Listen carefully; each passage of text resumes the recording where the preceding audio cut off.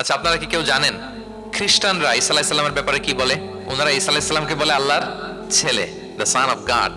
Jesus Christ is the son of god, আল্লাহর ছেলে, নাউজুবিল্লাহ। তাহলে দেখেন ওনার সম্মান বাড়াইতে বাড়াইতে কোথায় নিছে? খোদার চেয়ারে নিয়ে বসাইছে, তাই না? ঈসা আলাইহিস সালামকে খ্রিস্টানরা কোথায় বসাইছে? আল্লাহর চেয়ারে, আল্লাহর সন্তান বানাই ফেলছে, নাউজুবিল্লাহ। তাহলে বাড়াবাড়ি করলো। আপনারা কি জানেন ইহুদিরা ঈসা আলাইহিস সালামের ব্যাপারে কি বলে?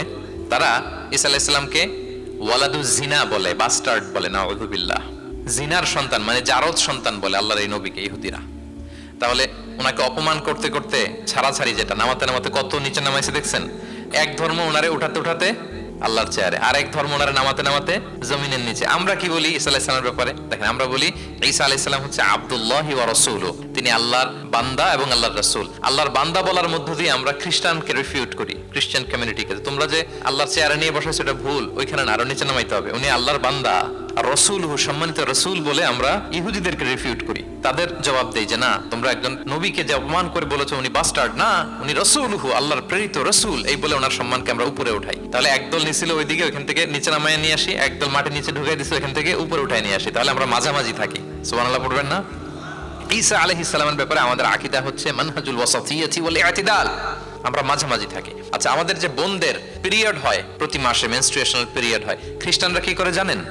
কোনো বাজ বিছান নাই, পিরিয়ড আর নন পিরিয়ডের কোনো বাজ বিছান নাই, সারা মাস তারা তাদের স্ত্রীদের সাথে ইন্টিমেসিতে যায়। আচ্ছা, গেল, ছাড়াছাড়ি করলো। আর ইহুদিরা কি করে জানেন?